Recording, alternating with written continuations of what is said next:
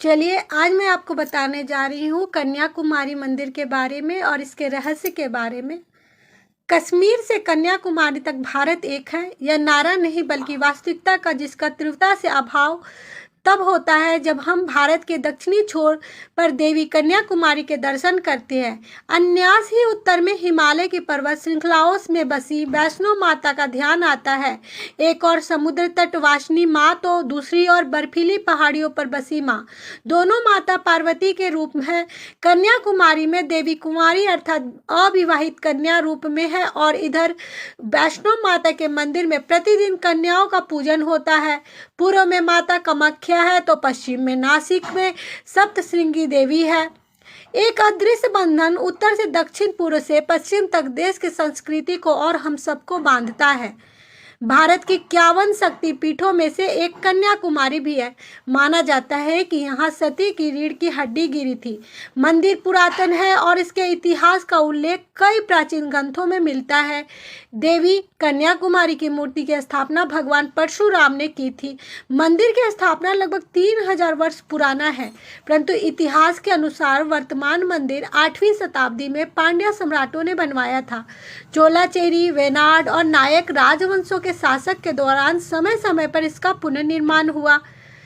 यहाँ की मंदिर स्थापना कला इन्हीं शासकों की देन है। मंदिर समुद्र तट से कुछ ऊंचाई पर है और इसके चारों ओर लगभग 18 से 20 फुट की दीवार है।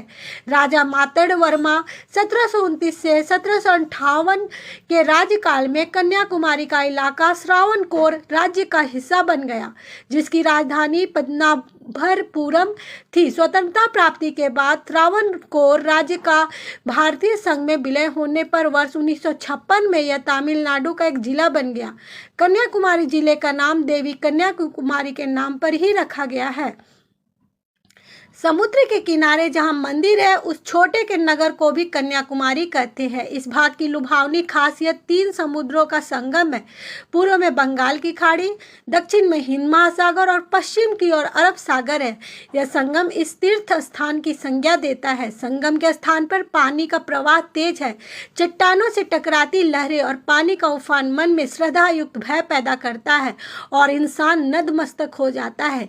धार्मिक दृष्टि से माता का मंदिर और विवेकानंद स्मारक तीर्थ स्थल है तो त्रिवल्लुवर की प्रतिमा तमिल साहित्य के महान संत कवि को याद दिलाती है। कन्याकुमारी मंदिर की वास्तुकला द्रविड़ शैली की है, जिसमें काले पत्थर के खंभों पर गुड़ और पेचीदा नक्काशी। मंदिर में कई गुंबज हैं, जिनमें गणेश, सूर्योदय, अयप्पा स्वामी, काल भैरव, विजय सुंदरी और बाला सुंदरी आदि देवी देवताओं की मूर्तियां हैं। मंदिर परिसर में मूल गंगा तीर्थम नामक कुआं है, जहां से देवी के अभिषेक का जल लाया जाता है। मूल स्वरूप मंदिर का मुख्य द्वार पूर्व की ओर है, जो किसी समय में खुला रहता था, परंतु अब प्रवेश उत्तरी द्वार से किया जाता है। पूर्व द्वार वर्ष में केवल 5 बार विशेष त्योहारों के अवसर पर ही खुलता है। पूर्व द्वार बंद होने के पीछे किंवदंती है कि देवी के नथ का हीरा अत्यंत तेजस्वी था और उसकी चमक दूर तक जाती है। इसे दीप स्तंभ का प्रकाश समझकर जहाज इस दिशा में आ जाते हैं और चट्टानों से टकरा जाते हैं। एक कथा के अनुसार यह हीरा शेषनाग ने देवी को समर्पित किया गया था। आमतौर पर देवी को यहाँ कन्याकुमारी अम्मन के नाम से जाना जाता है। अन्य नाम देवी भगवती, देवी बाला, भद्रकाली आदि है। माता की कुमारी रूप में पीछे एक रोचक कहानी है।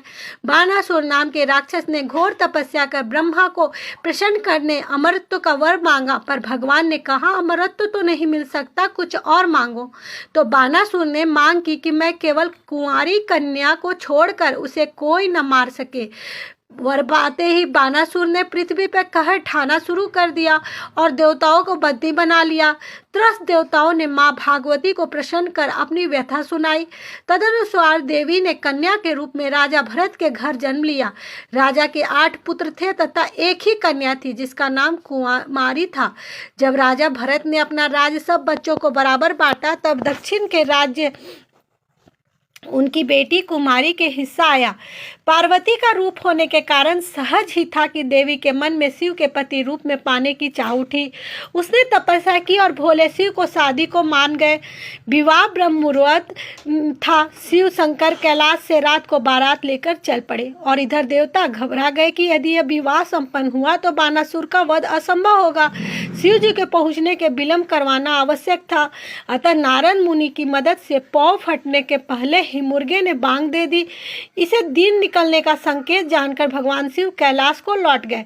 शिव जी के न आने का कारण बानासुर ने मौका देखकर इस सुंदर कन्या को जबरन विवाह करना चाहा। देवी कन्या क्रोध में थी ही उधर बानासुर ने परेशान करना शुरू किया तो क्रोध की ज्वाला तपती देवी ने उसके युद्ध किया, जिसमें बानासुर मारा गया। देवी आजन्म अविवाहित रही और बड़ी कुशलता से दक्षिण का अपना राज संभालने लगी। उसके राज्यकाल में यह भाग कला, संस्कृति, धर्म आदि से संपन्न हो गए और आज भी है।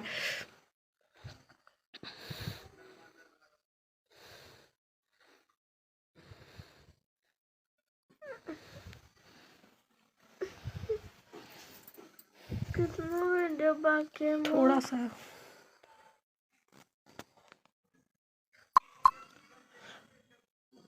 वर्ष 1970 में विवेकानंद स्मारक बनवाया गया था। प्राचीन मान्यताओं के अनुसार इस स्थान पर देवी कुमारी ने भी तपस्या की थी, जिसका सबूत वह चरण चिन्ह है जो श्रीपाद मंडप में स्थापित है। स्मारक से कुछ ही दूर पर समुद्र में ही संत कवि तिरुवल्लुवर की 133 फुट की मूर्ति दोनों स्थानों के लिए जहाज की फेरी चलती है। शहर के आसपास कई धार्मिक, ऐतिहासिक और प्राकृतिक सौंदर्य से भरपूर स्थान है, जैसे 17वीं सदी के सुचिंद्रम मंदिर, थोलावलई मंदिर, वटाकोटाई का किला, पद्माभरूम का महल, ओलकरूपी झरना, 34 किलोमीटर दूर भगवान सुब्रह्मण्यम मंदिर। शहर में तथा आसपास पुराने चर्च भी है। फिर समुद्र का नज़ारा तो देखने ही बनता है।